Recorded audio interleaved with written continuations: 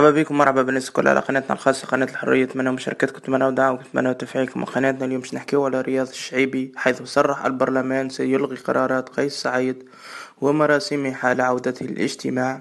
قال الثلاثاء 30 نوفمبر مستشار السياسي لرئيس حركة النهضة رياض الشعيبي أن رئاسة الجمهورية في أزمة وازدادت في تعميق مشاكل البلاد، عوضا تقديم الحلول مثل ما تم الإعلان عنه.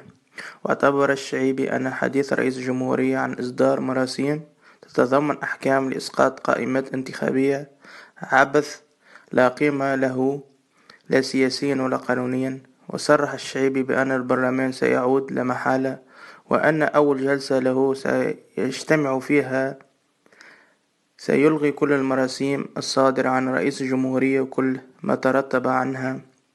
قال الشعيبي أنه على رئيس الجمهورية أن يتراجع عن اعتماد مرسوم 117 حتى تعود مؤسسات الدولة لعملها الطبيعي، ويتم اتفاق على مسائل ضرورية قبل التوجه لانتخابات تشريعية ورئاسية مبكرة في ظل إجراءات عادية وليس في ظل سلطة انقلاب وفق تعبيره.